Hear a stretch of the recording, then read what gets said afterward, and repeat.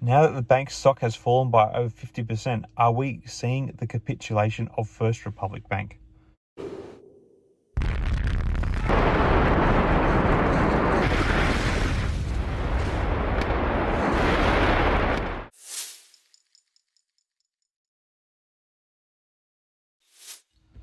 Hi again, everyone. I hope you're doing really well. So today I'm discussing the recent developments at First Republic Bank, ticker symbol FRC, which has caused the stock to fall by over 20% in Monday's aftermarket, which was backed up today by a 50% sell-off on Tuesday. Obviously, much of this is pinned to the recent earnings call where the bank reported a significant loss of customer deposits last month, with total deposits falling under $105 billion from $176 billion in December. And to make up for this loss, the bank borrowed over $80 billion in short-term loans, including a $30 billion lifeline offered by major banks when the bank appeared ready to collapse. Now, this is leaving many investors and depositors, of course, wondering, will there actually be a future to this bank? So these developments have raised concerns among analysts and investors about the bank's financial stability and its ability to maintain customer confidence. The bank's management only spent 12 minutes on their earnings call on Monday and refused to answer questions from analysts, which has only added to the concerns of the market. Moreover, the bank has announced plans to lay off about 20 to 25% of its workforce during the current quarter, which is up to 1,800 people, and its consideration of strategic options to reinforce its capital position, which could include the sale of the bank, have further fueled concerns about the bank's future prospects. Without a staff, how do they recapture revenues? And if they're already talking about being sold now, this does not bode well at all. As a result, the bank's stock price has plummeted, falling from $16 a share before the call to just $8.10 as of the close of Tuesday, which is way below the March low that the stock saw of $12.18 when the pressure on the bank first became really public.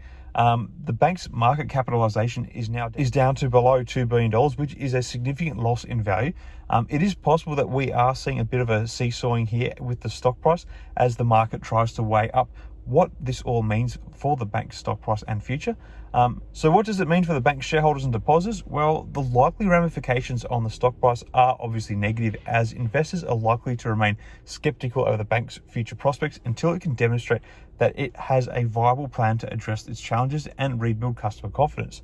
This also puts on ice any chance of a possible short squeeze, which was speculated on here previously, in the event that the earnings call ended up being more positive than it was. As for the potential of causing more depositors to move their money out of the bank, this is certainly a possibility. Many of the bank's depositors held much more than the FDIC insured limit of $250,000 in the bank, and many depositors at the bank had obviously had a lot more than this, and there is no guarantee that the Fed will come to the rescue of large depositors, as was the case in Silicon Valley Bank in the event of a bank collapse. So now that the bank has reported a significant loss of customer deposits, it is clear that there has been a large amount of depositor flight from the bank, and with the layoffs and potential sale of the bank now being touted, more depositors may become nervous about the bank's ability to maintain its financial stability, and then they may just leave also. However, it's also possible that the bank's efforts to reinforce its capital position and improve its financial stability could help to reassure depositors and stem further outflows. Ultimately, it will depend on how the situation unfolds and how well the bank is able to address its challenges, i.e. it's too hard to predict at the moment. So in conclusion, the recent developments at First Republic Bank have raised concerns about the bank's financial stability and its ability to maintain customer confidence.